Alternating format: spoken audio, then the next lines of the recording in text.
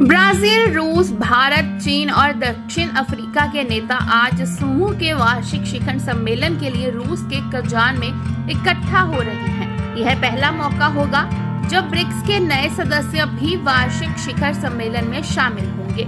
इस साल की शुरुआत में ही मिस्र, इथियोपिया, ईरान, सऊदी अरब और यूएई को ब्रिक्स का सदस्य माना गया था।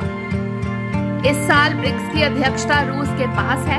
उसने 2 दर्जन से अधिक देशों को बतौर पर्यवेक्षक आमंत्रित किया है। इन देशों ने पहले ब्रिक्स पर शिखर सम्मेलन के लिए समूह में शामिल होने में रुचि व्यक्त की है। विशेषज्ञों का मानना है कि राष्ट्रपति व्लादिमीर पुतिन के लिए इस शिखर सम्मेलन की मेजबानी यह दिखाने का एक अवसर है कि यूक्रेन पर अपने युद्ध के लिए मॉस्को को अलग थलग करने के पश्चिमी प्रयास सफल नहीं हुए हैं और रूस के दुनिया भर में मित्र हैं।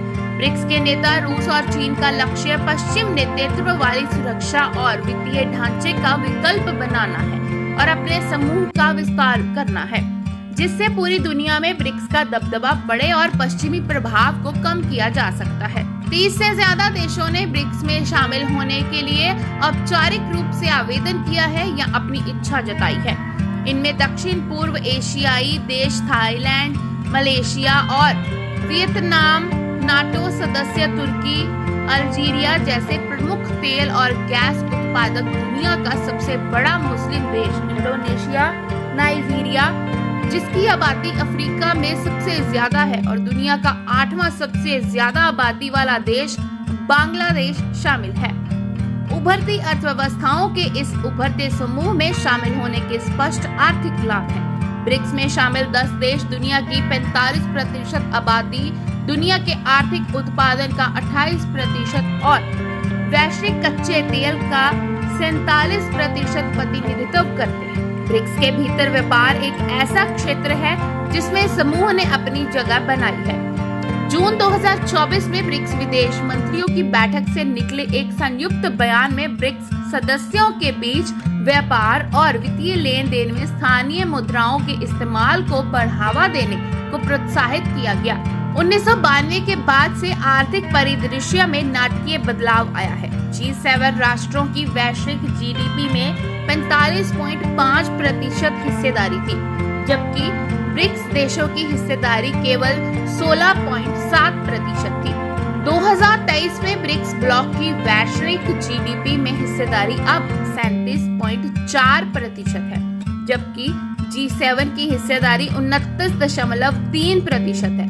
विशेषज्ञों का मानना है कि यह अंतर बढ़ रहा है और यह प्रवृत्ति भविष्य में जारी रहेगी। उन्होंने यह भी कहा है कि ब्रिक्स राष्ट्र वैश्विक जीडीपी वृद्धि में 40% से अधिक योगदान करते हैं और उनके सामूहिक आर्थिक वृद्धि दर इस वर्ष 4% तक पहुंचने का अनुमान है, जो G7 देशों के लिए 1.7% की वृद्धि पूर्वानुमान और 3.2% वैश्विक औसत से काफी अधिक है।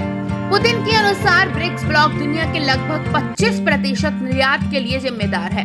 उन्होंने ऊर्जा, धातु और खाद्य जैसे आवश्यक बाजारों में ब्रिक्स देशों के प्रभुत्व पर जोर दिया, जो सतत आर्थिक विकास सुनिश्चित करने के लिए महत्वपूर्ण है। ब्रिक्स की शुरुआत 2006 में हुई थी, जब रूस, भारत और चीन के नेता सेंट पीटर्सबर्ग में G8 आउटरीच शिखर सम्मेलन के दौरान मिले थे। उस वर्ष बाद में न्यूयॉर्क में संयुक्त राष्ट्र महासभा के दौरान ब्रिक्स विदेश मंत्रियों की पहली बैठक के साथ समूह को औपचारिक रूप दिया गया।